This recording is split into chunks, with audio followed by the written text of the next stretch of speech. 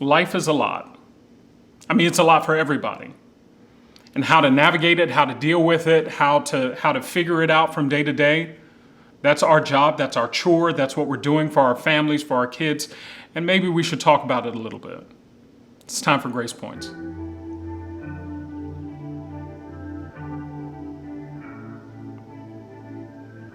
Yeah, life is a lot.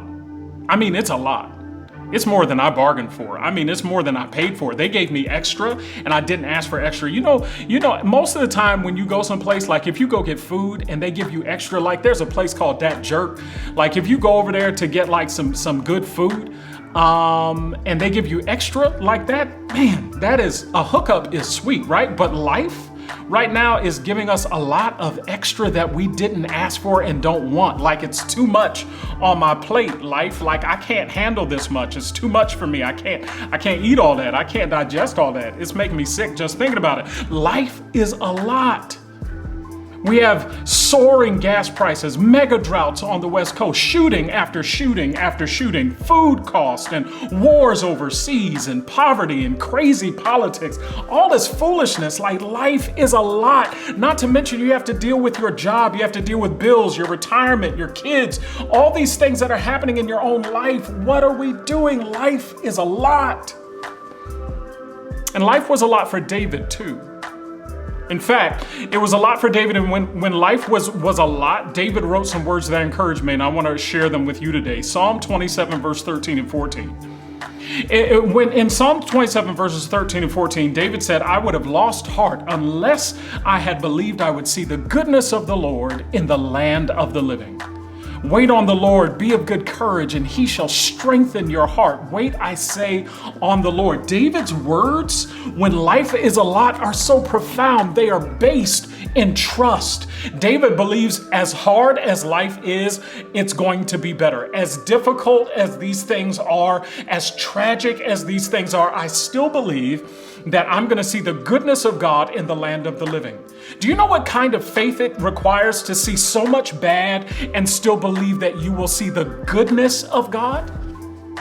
It requires faith, it requires trust, and for so many of us, believer or non-believer, we have faith in family, faith in friends. As believers, we have faith in God. We talk about it, but we don't always exhibit that faith. Whenever something bad happens, we fall apart, we start to worry, we start to doubt. The kind of assurance that David has requires faith and trust in God. And trust in God requires two things that I'm going to share with you today. Number one, it requires expectation. It does. It requires expectation. It requires that you believe something is going to happen. You believe that God is not just sitting up there with his hands in his pocket. You have this expectation that what I've asked of God, what I believe of God, is going to happen. How many of us have a real easy time just believing that God is going to do what he says? Sometimes we have good days, sometimes we have bad. But real trust requires a sense of expectation that God will do it. The next thing that faith requires is the sense that we are not alone.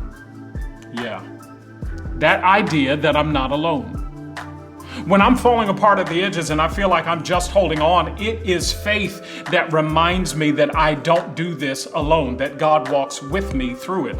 That yea, though I walk through the valley of the shadow of death, I fear no evil because he's with me. We forget that we don't travel this life alone and that there's something on the other side of it. That we're looking forward to a life with God when we are taken to heaven. That's what we look forward to. So then this life of trust requires faith that God will do it and faith that God is with me.